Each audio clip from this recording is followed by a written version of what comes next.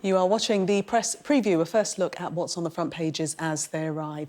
In the next half hour, we'll see what's making the headlines with former government minister Anna Soubry and the article columnist Ali Miraj. So let's see what's on some of those front pages for you now. Well, The Times says the outcome of the French presidential election hangs in the balance after the incumbent, Emmanuel Macron, won the first round of the vote. The FT front page pictures President Macron face-to-face with far-right candidate Marine Le Pen, who came second in the vote and will face him in the second round of the election. The Guardian also leads on the battle for the French presidency, with the headline, Macron and Le Pen face off in fight for France's future. The Telegraph features the news that Chancellor Rishi Sunak has referred himself to the minister's interest watchdog after his wife's non-dom status and the US residency card he held while in his job came to light. The Mirror leads with comments by the Queen, who says her bout of coronavirus left her tired and exhausted. The Metro also has those details of the Queen's experience with COVID. And The Sun gives its front page to a story about Brooklyn Beckham and his new wife's new Jaguar. And a reminder that by scanning the QR code you'll see on screen during the programme, you can check out the front pages of tomorrow's newspapers while you watch us.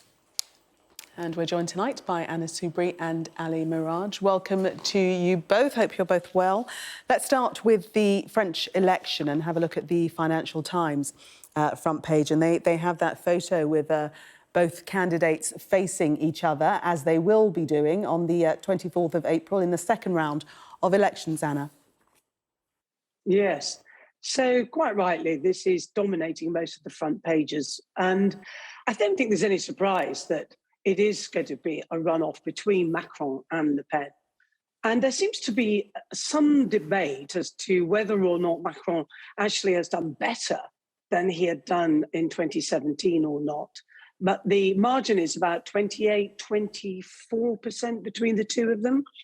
And so most of the other candidates, or a number of the other candidates, have backed, well, not so much backed Macron, but said, just don't vote for Le Pen, though others have come out for him. And he's now going to have, in the next 2 weeks, a hell of a fight to see off Le Pen before that final election it's on April the 24th. 24th, yeah. So it's going to be tougher, I think, and for Macron than certainly last time, because of course he's an incumbent. I'm hoping, of course, that he makes it through. Yes, and Ali, many saying that it probably will be a lot finer than one might have thought, the gap between Macron and Le Pen come April the 24th. Well, I think Le Pen's going to pick up the votes of Eric Zemmour, who's even further to the right than she is, and actually has made her seem to be a more centrist figure. And she's also rebranded her party in recent years from the National Front to the National Rally. Has been seen with pictures of her cats and gardening, etc. So she's trying to soften her image and detoxify her party's brand. But it was very interesting this evening, Macron addressing his supporters, mentioned the Enlightenment. And that will not only be a great relief to the 18th century German philosopher Immanuel Kant, but also really outlines the choice that French voters are going to have in this election between liberalism, globalization, an outward-looking France, which is going to play its key role in the EU in a world where Macron wants to be the key leader post Angela Merkel, and an illiberal vision, which is being outlined by his opponent, Marine Le Pen, who is much more deglobalization.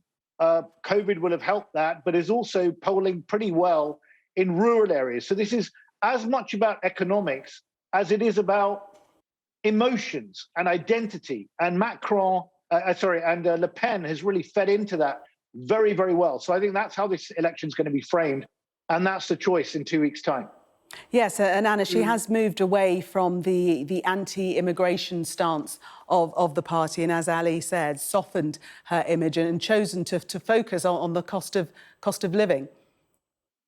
Yes, I think I would say, of course, that she's pretended to move away from immigration, and I think it's interesting And of course, I'm heartened to see Macron standing there with the EU flag. And of course, she's an deeply EU cynical.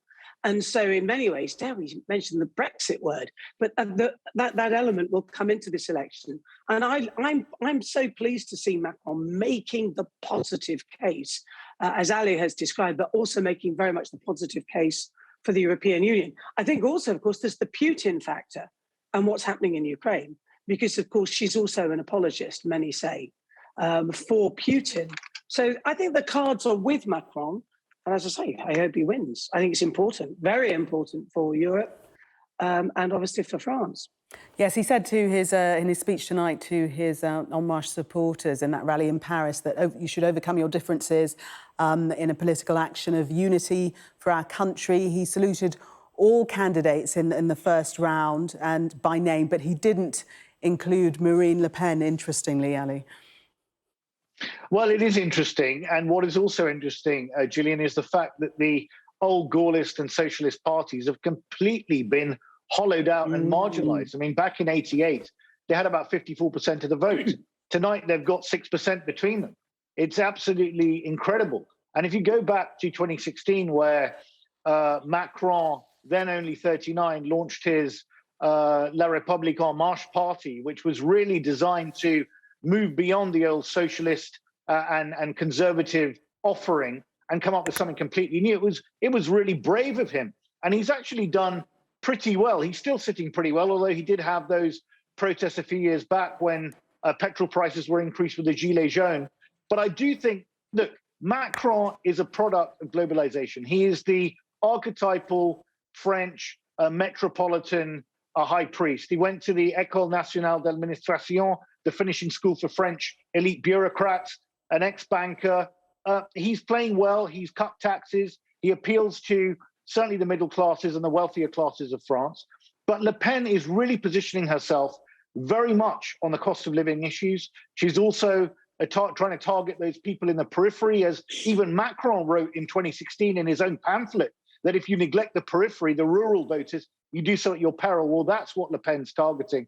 And we're going to have to see if she's successful. I still think she's got a mountain to climb, but certainly she's come a long way. And Eric Zemmour further to the right makes her look more moderate, actually. Looking at The Guardian, their headline, Macron and Le Pen face off in fight for France's future.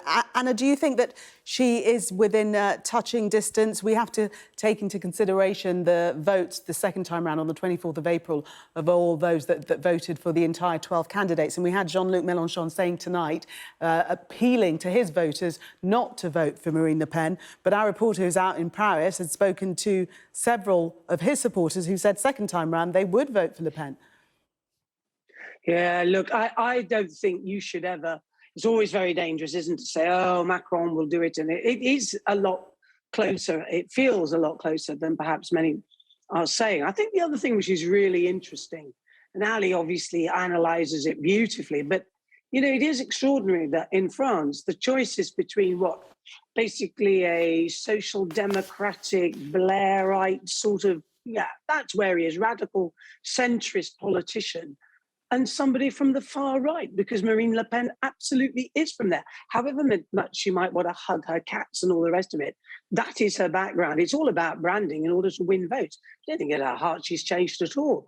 That is the choice facing France in 2022. I think that is a very concerning thing, and it speaks volumes about the state of politics. Actually, in so many democracies, we saw it in America with Trump, we saw it in our own country with Brexit, we see it again now in France. Quite extraordinary. Let's move to the Telegraph front page and to domestic politics and Rishi Sunak, who's not had a brilliant week. That's an understatement, really, there. Statement. Yes. Sunak faces inquiry into his financial interest, but this is by his own request, Ali. That's right. He wants to refer himself to the independent advisor on the ministerial code, Lord Geit, who, if you recall, looked at Boris Johnson's text messages to various donors and was sort of kept in the dark by his own sort of admission on that. So he wants to refer himself to Lord Geit. And yes, Rishi Sunak's had a tough few weeks. He's had a tough few weeks because it all started with the spring statement, with the fact that he, on the one hand, people on the right of the Tory party very upset that he will not reduce taxes, and on the left are very upset that he's actually not targeting more support to the very poorest in society. Look, he's stuck between a rock and a hard place, even before the last few days, in terms of satisfying people. He knows he's got 400 billion of borrowing on the back of COVID. And when he was handing out all that cash over the last couple of years, he was the greatest thing since Cyrus the Great in the 6th century BC. He's now suddenly become a vilified figure. And look, I think Rishi Sunak is one of the most competent, diligent, hardworking, intelligent people in the government. He's also a grown-up. But I do think there are questions about the judgment and the politics. You've got to remember, Rishi Sunak has had a meteoric rise. He was only elected in 2015, and only 2.5 years ago was a junior minister in the Department of Local Government. He's actually had a stratospheric rise. The problem with that is he's certainly very clever and very capable. The problem with it is you learn on the job, and politics is a very tough business, as Anna will tell you. And the Prime Minister has his own fair share of scrapes, but he's got the hide of a rhinoceros. The question for Rishi Sunak is, this is a test for him. Can he tough it out, or will he quit? And just very quickly, Anna, Rishi Sunak has said previously that he believes he's being briefed against from within Number 10. Gosh, there's a surprise. I mean, I don't think Labour are going to be claiming, if it is a scalp to be claimed, they won't be claiming it because they're not the people who have got this information and leaked it. So then you have to say, well, where's it come from? And we all know that Boris Johnson is desperate to cling on to power. He is in real trouble, however much he's been able to avoid it because of, obviously, the terrible war in the Ukraine, but he is still in big trouble. And so in whose interests is it, given that Rishi Sunak, as Ali's quite properly said, was an absolute rising star, hugely popular in the Conservative Party, popular in the country, a threat, therefore, to Boris Johnson. And it's not a big surprise if it's come from Number 10 at all. And of course, Anna. Prime Minister says, no, not from him. Well, we can't believe a word he says. Anna and Ali, thank you very much for the moment. We are going to take a break there. Coming up, more of the press review, including this story on the Telegraph front page. Russia calls up retired soldiers after mounting losses. Do stay with us for more. Welcome back. You're watching the press preview with me, the former government minister, Anna Soubry, and the columnist for the article, Ali Miraj. There you both are. Thought you were going to abandon me for a moment. Popped in at just the right moment. Let's take a look at the Telegraph front page. And this is a story about Russia calling up retired soldiers. This is after their reported mounting losses, casualties from the war. And we ourselves spoke to Dmitry Peskov, Putin's spokesperson, last week, and for the first time in that exclusive interview actually admitted to huge Russian losses. But now we read that they are calling up retired soldiers, Ali. Yes, Gillian, I think it's clear that President Putin miscalculated badly. Not only has his military suffered huge losses, but also he has made his country a pariah, facing very, very harsh economic sanctions and a complete and utter change in Europe's energy security strategy, moving away from dependence on Russian energy, which has been an Achilles heel of European policymakers for far too long. In fact, Franz Timmermans has said now that the EU is going to try and reduce its imports of Russian gas by 2/3 by the end of the year. You had Boris Johnson in Kiev yesterday walking around.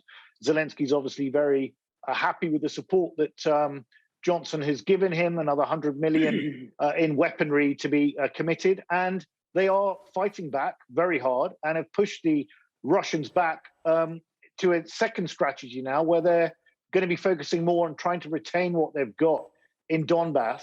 But now the Ukrainians are talking about even pushing further and getting rid of the Russians completely from their territory. Now, that may happen. I still think it's quite unlikely. It may be a case of 1989 in Afghanistan, where the Russians left with their tail between their legs.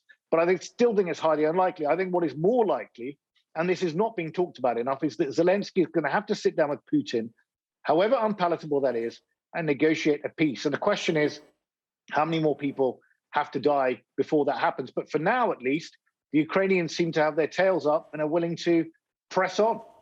Anna, just very quickly, you've got about 30 seconds. Can you see diplomacy coming through at this stage? I honestly, genuinely don't know. because you see, it's such high stakes for Putin, isn't it? And it's difficult to see him backing off. Zelensky, an outstanding leader, his people and his troops extremely courageous, but it's absolutely imperative upon the rest of the almost the alliance behind him to make sure he has the equipment immediately that he needs. I'm still quite hawkish on the whole thing, I have to say.